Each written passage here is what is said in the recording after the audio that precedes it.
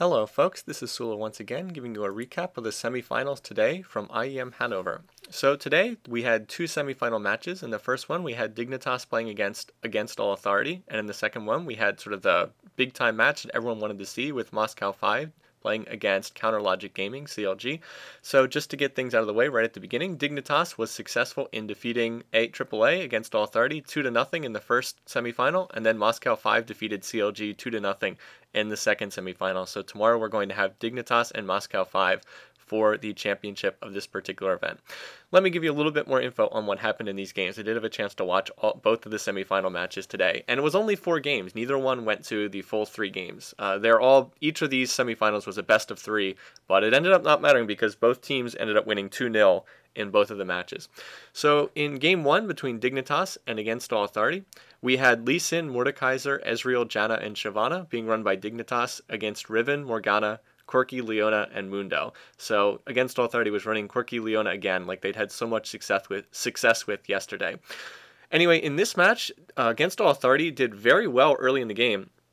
They actually scored 2 kills in a level 1 fight, and Corki got both of them in the level 1 fight. So it looked like against All Authority was off to this great start, and in fact they actually then got a couple more kills with ganks against Mordekaiser in mid. They had Mundo and Morgana targeting that middle lane Mordekaiser, Mord not having a lot of escape skills. So they got 2 more kills in mid, and they actually had 4-0 in kills early on. So they were off to a great start in this match.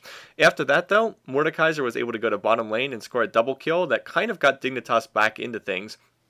And although against All Authority was able to take the first dragon, Dignitas won a huge fight for the second dragon. That was probably the biggest fight of the match. They went 2-0 in kills and took dragon. And the biggest thing there that I saw was when Morgana against All Authority went in and tried to ult the whole team, Dignitas was able to put the Mordekaiser Ghost on Morgana and just burst her down really, really fast. And then when they had that Ghost, they of course had the 6-on-4 advantage.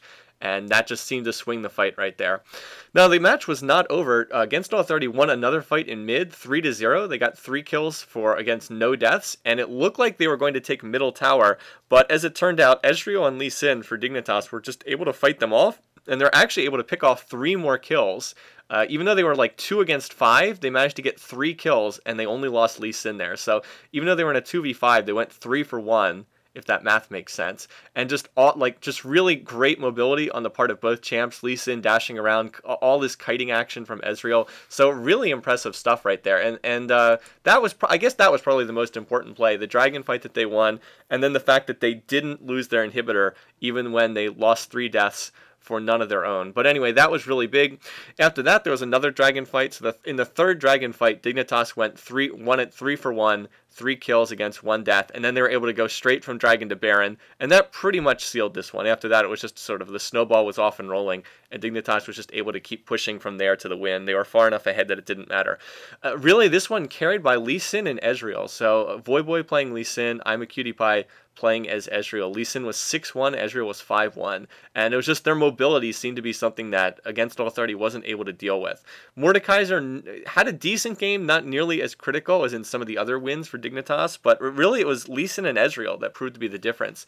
And I think that part of the issue was just their mobility meant that the skill shots that against All Authority had, for instance, they had Morgana Dark Binding, they had all of Leona's various skill shots. It felt like their mobility just was enough to dodge those skill shots in what was a close match for most of it. Anyway, so that was the first game. In the second game on that match, Dignitas was running Lee Sin again in top lane, Ryze, Corki, Taric, and Shyvana against Kennen, Galio, Graves, Alistar, and Mundo against All Authority. So against All Authority running Mundo in both games, Dignitas running Lee Sin in both games, and Corki very highly priced. Corki was snapped up very quickly by both teams, but in this second game, Dignitas actually had Corki on their side. So in this game, Dignitas got out to the early lead. They actually took a 4-0 lead on early kills, and they also took the first dragon. So they were off in really, really strong shape. They just got out to a big-time early lead, and in fact, Voyboy on Lee Sin was 4-0 after the laning phase. Dignitas then they took the first dragon uncontested. They took it, and I guess it was technically uncontested. Jungle Mundo against All Authority ran in, tried to smite steal it. He failed, and then he died. So that was was a little bit silly. I've never liked that play. I know some people like that, but I've never been a big fan. Maybe with Baron, just because Baron's such a huge deal, but I usually don't think it's worth it to like run in and suicide to try to take Dragon. But anyway, that didn't work out for Against All Authority, so they were pretty far behind. In the second Dragon fight, they went 4-2, 4 kills against 2 deaths, and they were able to take Dragon and then take mid tower. And Against All Authority was lucky even to get the 2 kills. They really only got it because Dignitas went crazy diving the mid tower at the tail end of that fight. Anyway, Against All Authority was at this point extremely far behind. They were down about 12,000 gold shortly after the 20-minute mark. Really, Graves, they were running Graves Alistar for Against All Authority, and Graves just got completely shut down by Corki Taric, just really got underfarmed. He just wasn't doing anything. It was all Lee Sin and all Corki in this game. So once again, Voyboy on Lee Sin, I'm a cutie pie this time on Corki.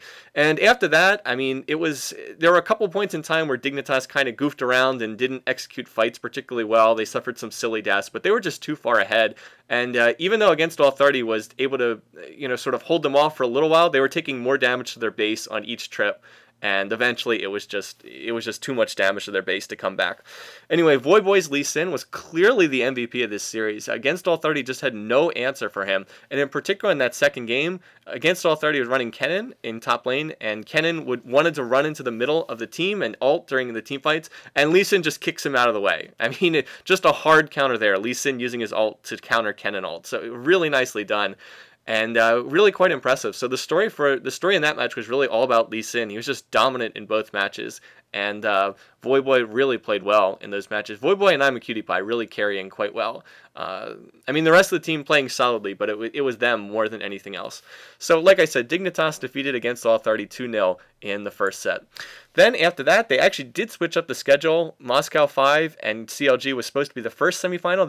They put it as the second one, I guess because they wanted more viewers. They didn't want to run it at like 9 a.m. local time, which was 3 a.m. East Coast US time. So they switched that up, and that was fortunate because I was able to see both of those games in full as opposed to just catching a little bit of the first semifinal. So in terms of the lineup, CLG was running Swain, Twisted Fate, Vayne, Alistar, and Udyr in the first matchup against Irelia, Ryze, Urgot, Janna, and Nocturne for Moscow 5. And it was that bottom lane that really proved to be the difference in this one. Urgot and Janna for Moscow 5 just really shut down the Vayne Alistar pairing. They were not able to... Double Lift really wasn't able to farm nearly as much as he wanted to. He still farmed decently, don't get me wrong, but he was never really able to get out and just become sort of the unstoppable Vayne force that we've seen from Double Lift a lot of the time. Also, a bit of an issue, Double Lift is really amazing, but he only plays 3 champions. He only plays Vayne, Caitlyn, and Ezreal, and those are really the only champs that he knows how to play, at least at the competitive level, in terms of this kind of stuff. So he kind of got stuck in a bad situation there. He picked Vayne, and then Moscow 5 counterpicked Urgot, and they were kind of screwed at this point. Anyway, though, just to go over a little bit of the action that went on in this game, COG did a pretty good job for the first 20 to 25 minutes or so. They had some really nice ganks using Twisted Fate Ultimate, going to top lane, going to bottom lane. Big Fat Jiji actually played really well all throughout this tournament. So they got some nice kills with that.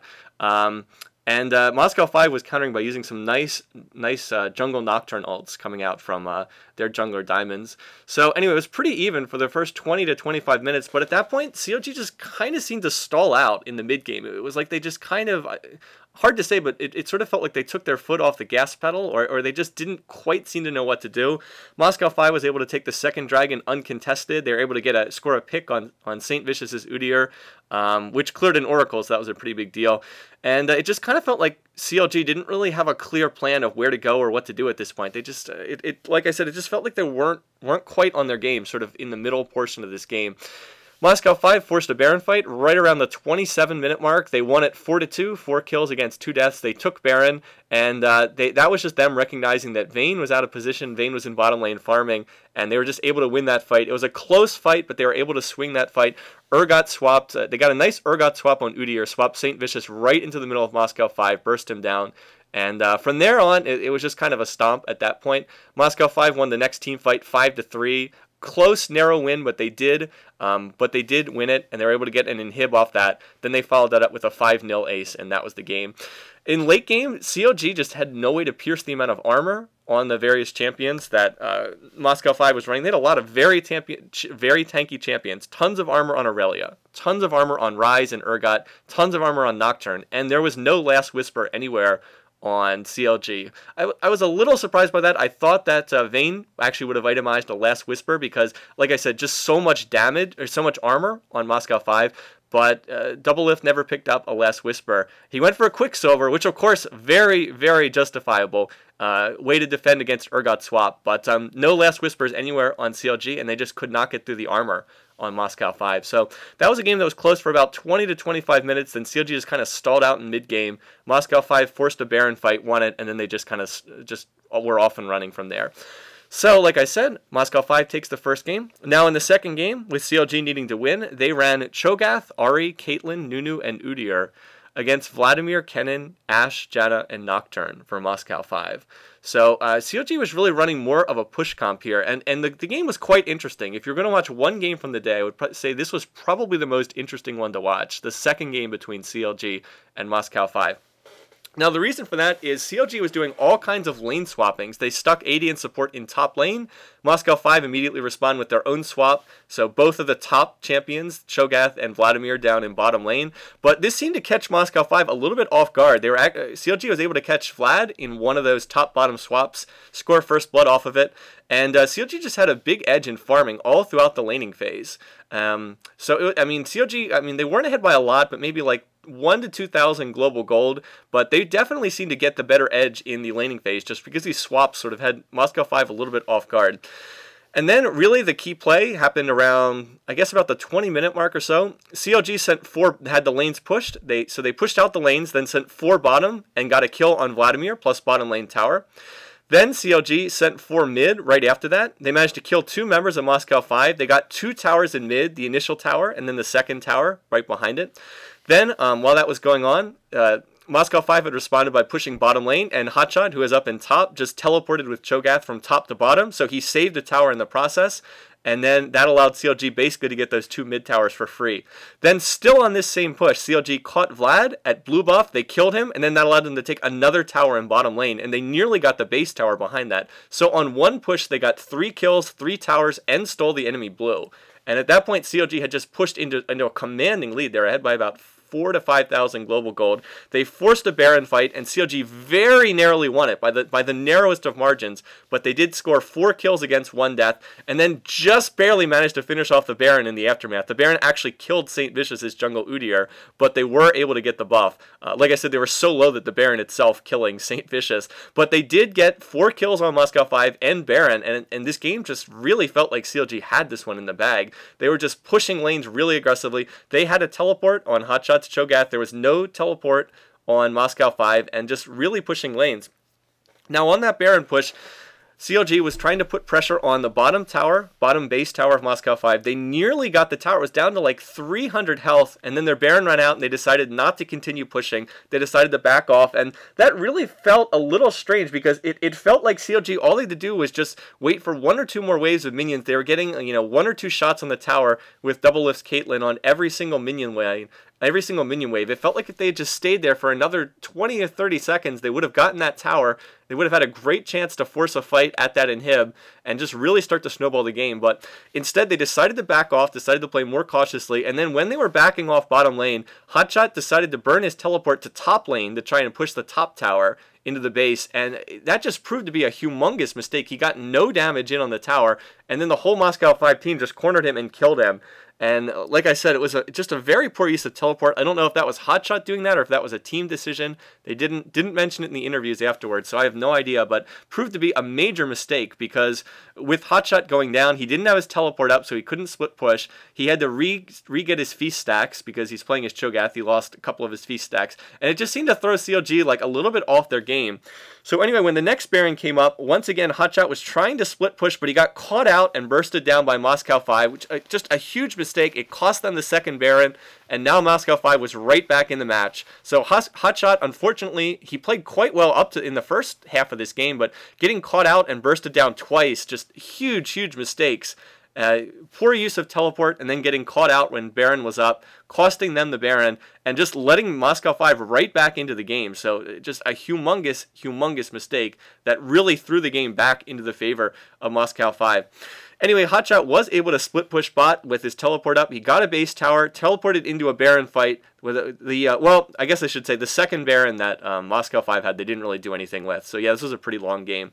Then when Baron came up again, like I said, Hotshot went to bottom lane, got the base tower in bottom lane finally because it was very low, teleported into the Baron fight, but unfortunately it was already too late. Moscow 5 had closed the difference in global gold. They just crushed that third Baron fight 4-0, took Baron, then took all 3 towers and the inhib of CLG in top lane. And that looked like it was over, but CLG actually put up a great base defense. They saved all of their base towers and protected their 2 inhibitors, and actually even managed to win a fight 2-1 because they're able to catch Kennen and burst him down instantly. So it was like, wait, hey, can CLG get back into this? But nope. When Baron respawned for the 4th time, Moscow 5 won the Baron fight 5-0, took Baron, and just easily pushed to a win. So it was quite a game. CLG really felt like they should have had that one. I mean, they were very far ahead, but again, Hotshot got caught, and they just didn't execute very well in the Baron fight, and just too much area of effect damage for Moscow 5 in those fights. Vladimir, area of effect damage. Kennen, area of effect damage. And unfortunately, the counter to that would have been Janna, but Janna was on Moscow 5, so they weren't really able to push back. And the fact that Moscow 5 had Ashe on their team, whereas CLG had Caitlyn, I mean, if you get to late game, Ashe just beats Caitlyn. I mean, it's as simple as that. So CLG did lose both games, and we're going to have the final of Moscow 5 against Dignitas. Now, there was a 3rd place match. I did watch that, not going to commentate on them. Pretty entertaining matches. CLG lost the first match against All Authority, then won the last 2. So CLG actually did take 3rd place 2-1 in the 3rd place match. Pretty interesting games there. It actually looked like CLG was going to lose the 2nd game, but then they rallied back and they came back to win that game, and then they won the final. So a good showing for them in this tournament. CLG really hasn't had too much success in recent months, but they looked quite good in this tournament, even if they weren't able to defeat Moscow 5. So that sets up the final tomorrow, Moscow 5 against Dignitas. Clearly the 2 best teams in the tournament thus far. Everybody knows about Moscow 5. They're 7-0. They're undefeated in this tournament. They really have looked like the best team. But Dignitas has also played quite well. Dignitas is 6-1 on the tournament. They did defeat CLG when they played them on the first day in the group stage, and they've been playing really well. So although most people are just handing the tournament to Moscow 5, and I would say they're definitely the favorites, I expect that they'll be pretty good matches. And I think Dignitas does have a decent chance to win this. We'll have to see. But Moscow 5 definitely does look like the favorites, just because no one has beaten them yet. They've played 7 games, and they've won all 7. So, hey, can't really argue with that.